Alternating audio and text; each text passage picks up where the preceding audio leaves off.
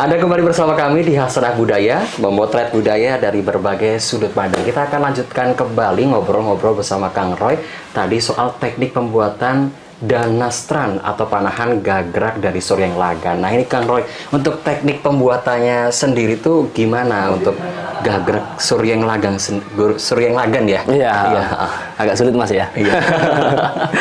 Jadi yang pertama adalah pemilihan bahan, begitu ya. Misalnya bambu tadi ya, kita benar-benar harus cari sendiri begitu Mas. Pas musim panas kita ke hutan begitu, kita tebang sendiri begitu, kita keringkan sebulan 2 bulan baru kemudian kita proses begitu ya.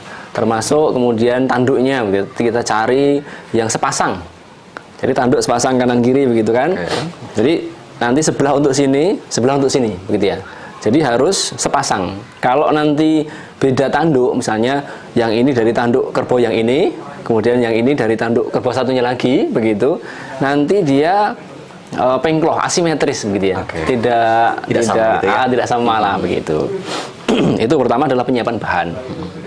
Terus kemudian yang cukup lama adalah dia menyatukan dulu. Jadi dari tanduk terus kemudian kayu tadi itu kita lem.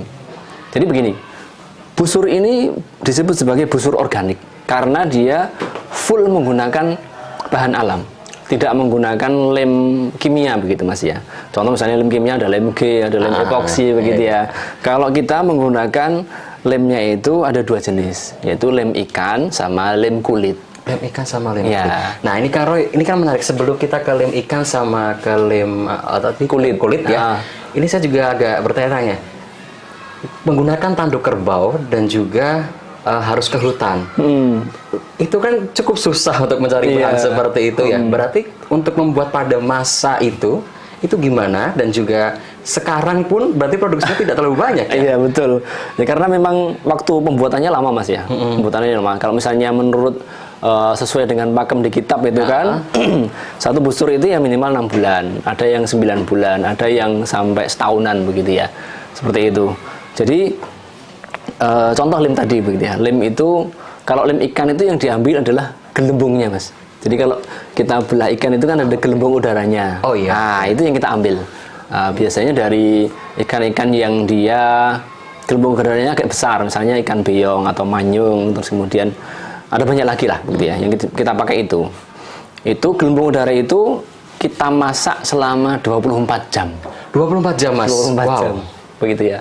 Jadi dari 1 kilo gitu, kemudian kita kasih air, kemudian kita masak dengan api kecil selama 24 jam sampai kayak jadi bubur gitu, ngejel itu kita saring, baru jadi lemnya. Gitu ya. Termasuk lem kulit juga kayak gitu. Lem kulit bisa pakai kulit kambing, kulit kerbau atau kulit sapi gitu ya. Itu juga kita masak selama 24 jam rata-rata. Oke, berarti dari sini saya dapat pelajaran bahwa kita sebagai generasi muda harus belajar budaya. Ketika ada budaya luar, kita punya kode-kode sendiri yang hanya dimengerti oleh kita, yang diajarkan oleh Pangeran Suryeng Logo ya Mas ya. Iya betul sekali. Wah, Kang Roy ini terima kasih banyak sekali. Terima kasih banyak sudah berbagi dengan pemirsa Hasanah Budaya di rumah. Terima kasih, sehat selalu. Sama-sama Mas. Oke.